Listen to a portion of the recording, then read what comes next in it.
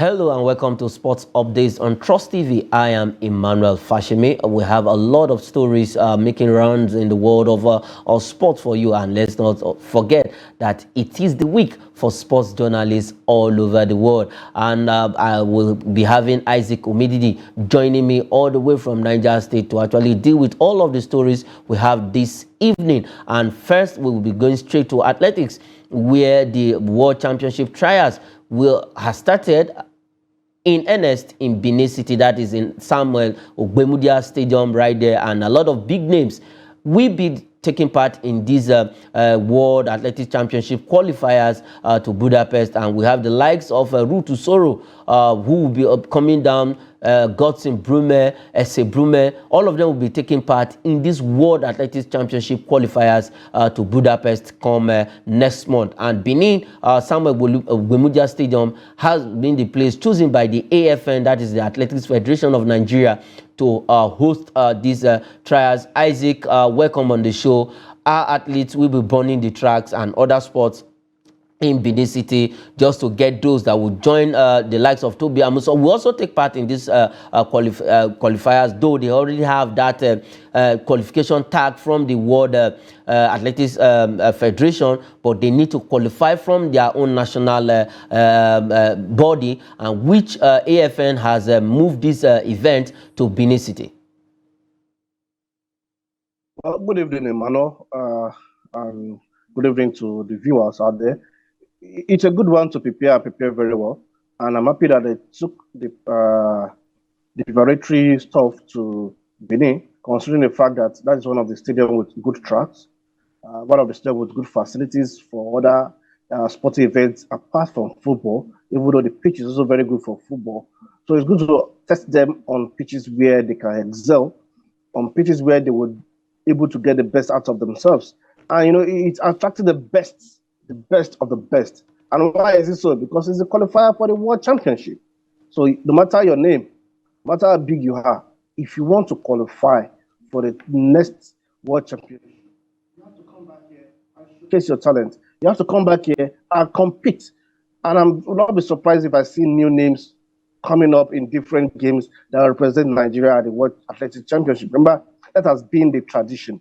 It is not new for us to see new names. We will still discover new athletes. Yes, the traditional ones will be there, the big ones, the big names will be there, but this will also open doors for someone who will come and show they are meant to, and they will make it to Budapest.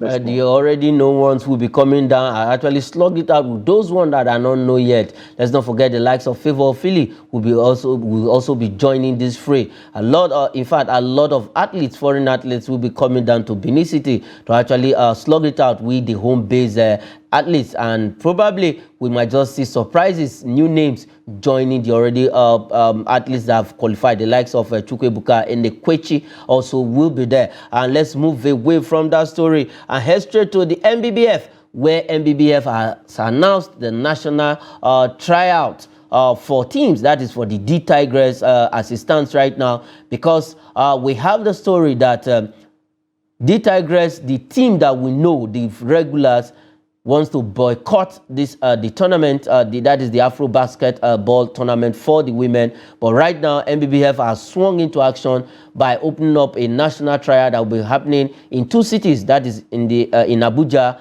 and then in Lagos, with different dates. Now, with this move, this step from NBBF, Isaac, is it a good one, or don't you think they should just maybe in a way plead with these basketballers? These are women basketballers, and let's see how we can sort this whole issue out, because a lot of complaints have been coming in from that federation. Because you have a headache, then you think the only thing you can do is to cut your head off. No, you have to look for a solution to the headache. Why are you having a headache? Then you should solve that solution. I mean, you should solve that problem by providing a very good solution to it, permanent if possible. Now, what has been this Tigers team and NBBF? That's to do with allowances. It has to do with the entitlement. It has to do with disrespect for them. Okay, now, because they are threatened to boycott the next championship, Then the NBF thought the best thing to do is to get new girls that they will also owe allowances. They will now go back to square one. These ones too will not also say, okay, they are boycotting whatever championship. So we will not continue another open trial until we don't have players that we'll use again. Is that the best thing? No. No, seriously, Isaac, because this issue this problem has lingered for too long. We know how it started, the presidential power tussle between two persons. I don't want to mention their name, but we at some point, the immediate past president, that is President Muhammadu Buhari, actually weighed in by stopping all our teams, that is basketball teams, both male and female, for participating in any of the competition, whether locally, internationally, and that cost us the FIBA Afro Basket Championship, where we did not participate before that ban was lifted, and now we are back. And for these ladies, also 2 years on the bounce, there was no competition for them. Nothing at all because of this whole issue. What can we do to actually get rid of this? Or as in, how can we provide solution to this? Because if the government comes in, if the federal government comes in again, maybe the president, the new president comes in again, we know what is going to happen. The hammer that is going to fall on the federation. You see, we have not learned from our lesson. To be fine. NBBF, that is the Nigerian Basketball Federation, needs a lot of surgical operations, major surgical operations. How surgical? Because you cannot continue to be head of the Nigerian Basketball Federation and you continue to have problems of this nature. That your best hands are continuing to run away from representing the country, just from paying them money who them, for paying them what was given to them as gifts. Decided to corner all this. Remember, it has been when this thing started, it was so unfortunate. It was a public ridicule. There were a lot of interventions, and as I said, until the president come on, say, okay, if that is the case, you should go on a ban.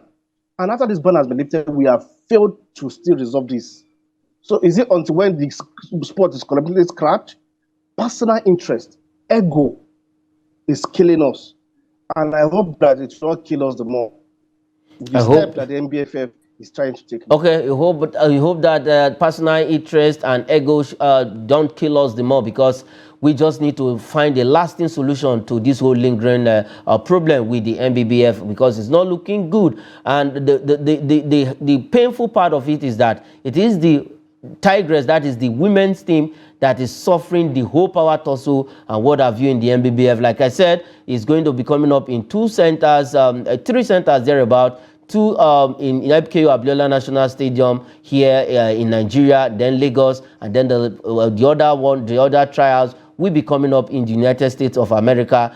How can we get, in fact, will players attend that tryout in USA? Because most of our players are based in the United States of America. They might tell their counterpart, don't go to that tryout because this is what it is, this is what you are going to face. But let's see how it ends up at the end of the day. The whole issue with the NBBF just need to end now. If not, we might just be banned for life when it comes to basketball tournament worldwide. Let's leave that story and talk about another sport. A sport that is doing well in Nigeria, that is the volleyball. That federation, fantastic, headed by Engineer Musa Nimrod. They are not resting on their hours. I think that is the best federation we have in Nigeria, and they know what it is. They know what volleyball is all about. They know what sport is all about, and they know what they want, being led by Engineer Musa Nimrod. But this time around, the 21 names have been penciled down for the Under-21 Girls Championship that will be coming up in Niamey. They left the shores of this country yesterday for Niger, that is Niamey in Niger, where this tournament will be coming up. Let's quickly have the name on the screen. We have Aisha Abrahim from CNS Spikers. We have Kelechi Unduka from Niger Ravens. We have Miriam Ibrahim from Niger Ravens. We have Sarah Ali from Kwa Spikers. We have Deborah Chuku from Kwa Spikers. We have Fadilat Ibrahim Kada from Kada Emirates. We have Verity Onyegu from CNS Spiker. Miriam Usma from CNS Spikers. Ifunanya Udiagbala from Anambra volleyball team. We have Aliyat Usman from CNS Spikers. We have Mary Shaku from Life Camp of Abuja Volleyball Club. Then we have Chilota Marvelous from Kada Emirates of Kaduna. And then this team will be coached by 3 coaches, Rekia Mohammed, Dennis Eleri, and then Anthony Tobunde. That is the 3 coaches that will be following. In fact, that will be coaching this team in Niger, Niamey. But for all of this name, these are the best hands we have when it comes to volleyball. Let me tell you, a lot of competition in that sport. But right now, these names have been picked, and they have left the shores of this country for the championship in Niamey, Niger.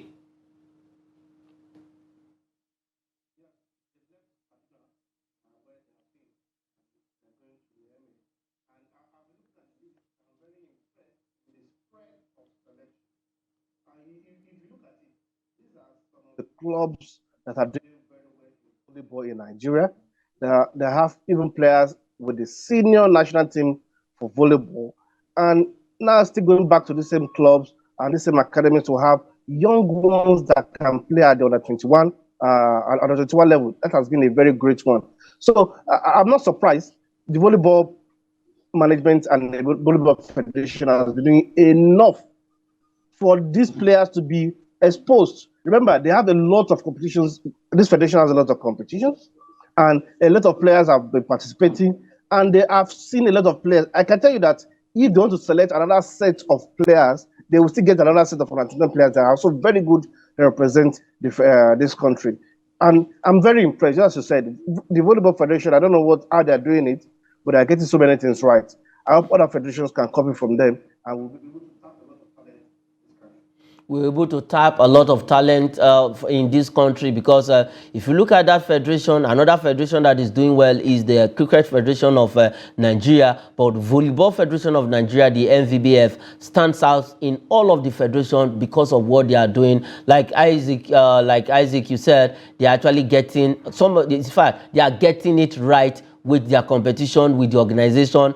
Just a few months back, let's not forget that they organized upgrading coaching course for their coaches, and look at the result. About 41 coaches attended that upgrading course, and it's not a bad one for the NVBF, as in the Nigerian Volleyball Federation. And congratulations to them, and kudos to the girls, who are 12 of them will be there in Niamey, Niger Republic, to represent Nigeria and definitely get the qualification to the they will now go and play in the African qualifiers for the World Championship proper if they win this tournament in Niger. But good one coming in for that federation. Let's leave that story and head straight to Aba. That is Enyiba right about now have appointed a Super Eagles player Nwankwo Kanu as their chairman, replacing the second, I think the first or second vice president of the NFF. Right now,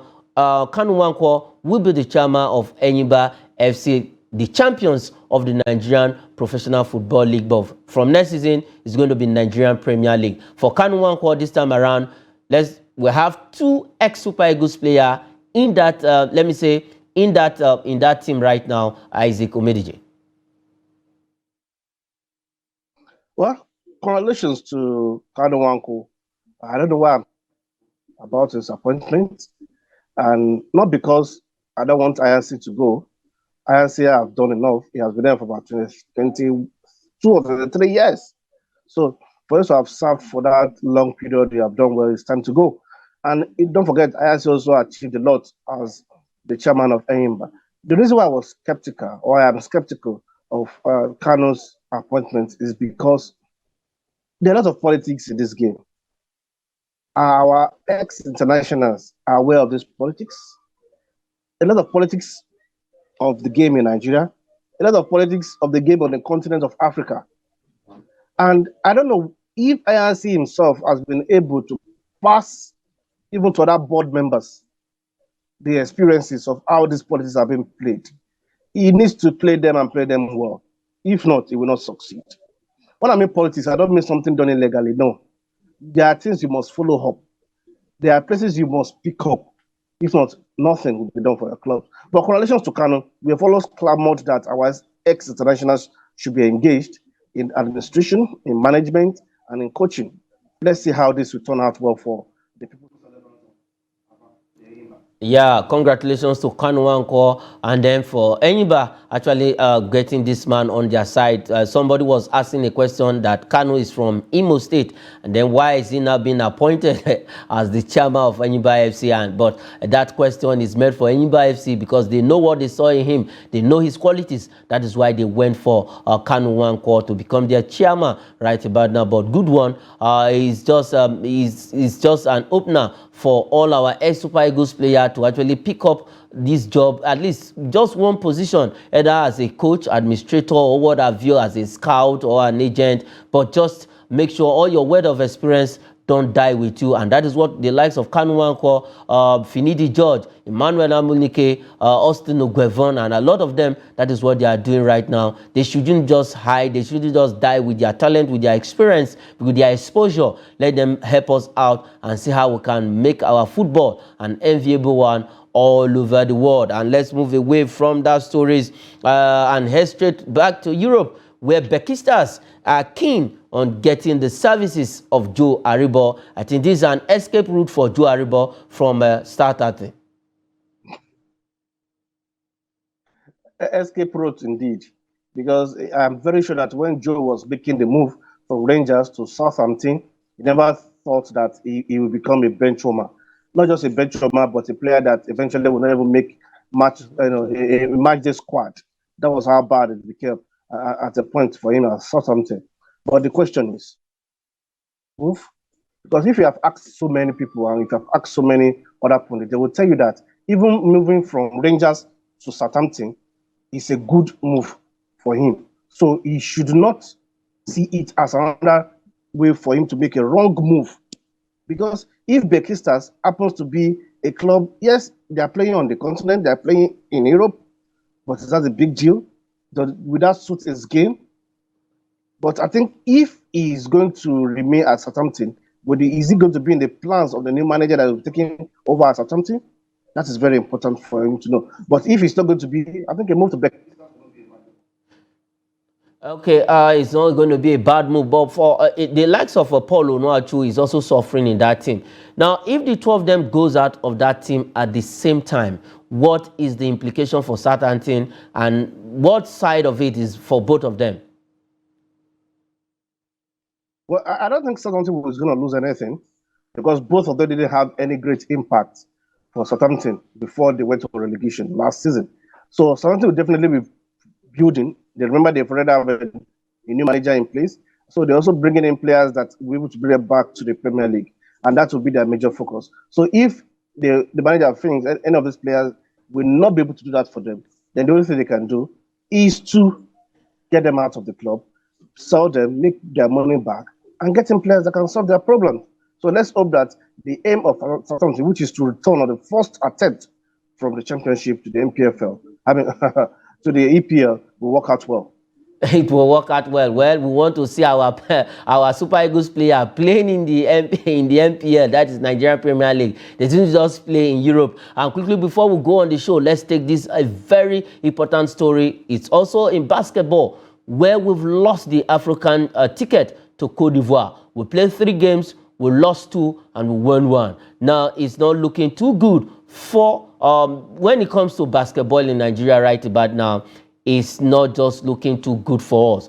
Cote d'Ivoire, again and again, after they stopped us from going to the FIBA World Championship, now they have also stopped us from going to the African Championship. Now we lost our last game against Cote d'Ivoire, 74-65. It ended right there. And this time around, they just beat us to the ticket. what is actually going on with NBBF? What is going on with both the male and female team? Well, it's obvious that our game is receding, and it's obvious that the players are not as committed as they used to be. Yes, we know that Cote d'Ivoire, Mali, Angola are top countries of the to. But there are times we have spread up to these so-called powerhouses of basketball on the continent, and we have given them what they need to get in terms of defeat. But this time around, the dedication is not there. For us to have even lost the first game against Guinea narrowly was the point where I lost hope in the team, and we went up to beat Benin Republic. Benin Republic is, to me, that victory is a no-brainer, because yes, everybody should have beaten Benin Republic. We needed to beat Cote d'Ivoire, but we also lost by 9 baskets. Look at that margin. You might think it's small, but it's not small. So I think we need to get our hearts together, get these players motivated. The bottom line, Emmanuel, is the fact that these players are not well motivated. Is that these players are not well motivated. That is where we'll leave it on the show, Isaac. Isaac, thanks for joining me on the show this evening. Thank you very much, Emmanuel. All right, I am Emmanuel Fashemi. Sports is life. Thanks for watching.